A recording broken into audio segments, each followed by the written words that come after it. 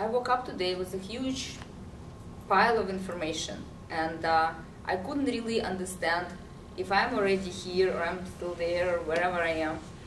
And I was like, oh my God, how can I remember that? And I've taken the piece of paper like this size, and I start writing this. And then I went this way, this way, this way, and the other side, and it was still coming through. And I was like, oh, how can I remember all of that? And I took my notepad and I started writing. And the more I was writing, the more I felt like the energy of my concentration really brings me here in three-dimensional reality. And this whole thing disappears. And then I let it go. I went around the house. I've done some things.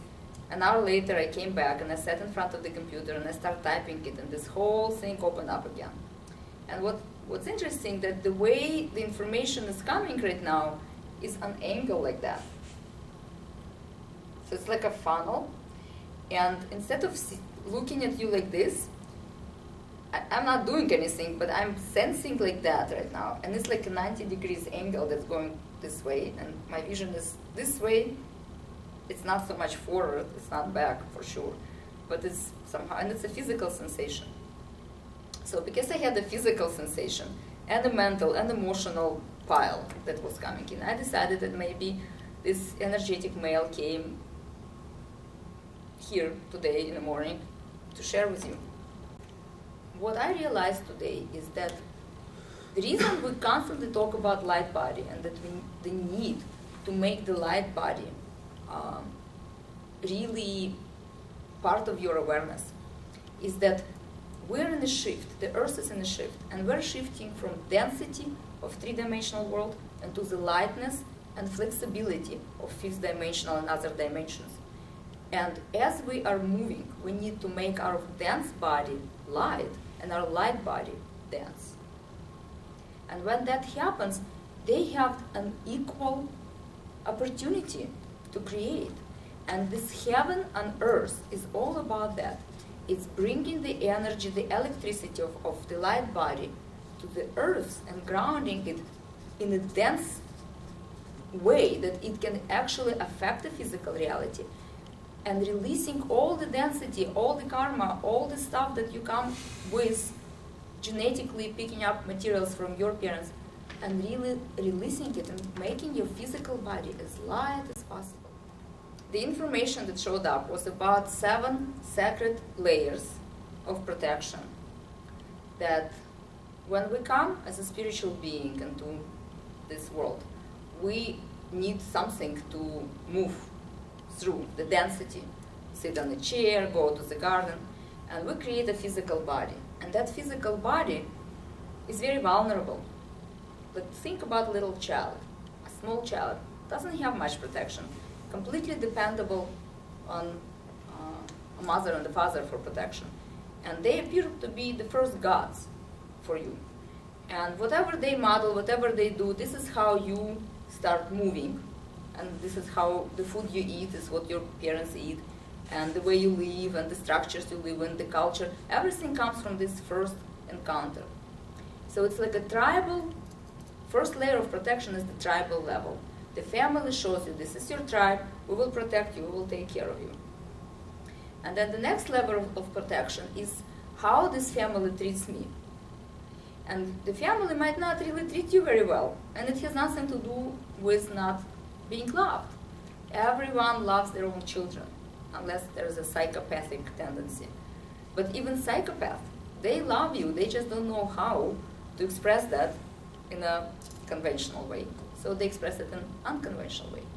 So the 7th layer of protection is about how do I protect myself from these 2 gods that are my tribe, and also uncles and aunts and everybody else in your family, siblings.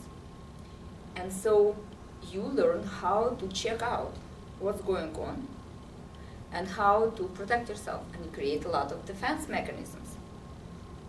And then the 3rd layer of protection is about growing up and realizing that what you are is not exactly you, it's what you learn from your parents.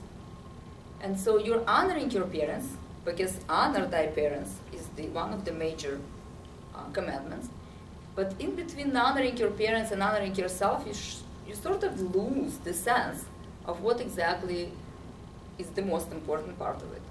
And so your energetic system is your guidance, tells you, honor yourself. It's time to remember who you are and honor your soul journey, your needs, your desires. But at that point, you honor your parents' desires and your family needs more than you honor your own. And when that happens, you don't really feel that good. So you start protecting yourself with all the defense mechanisms that you've learned from your family. So fighting with the siblings, parents screaming and controlling, or restricting your movement and things like that. And then the next level of protection is all about falling in love. So you find somebody that you love. It could be a teacher, it could be a woman, it could be a man, a child, doesn't matter.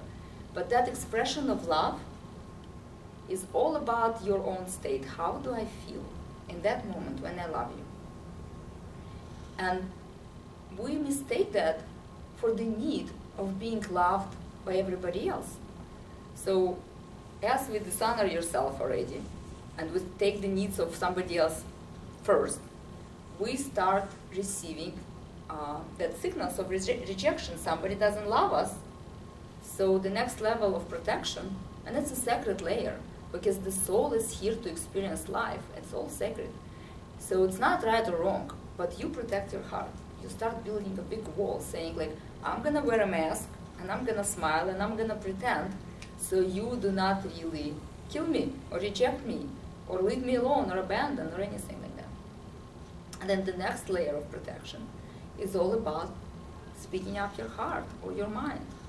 And you really need to express yourself, because unless you speak up, nobody really knows what's inside your head.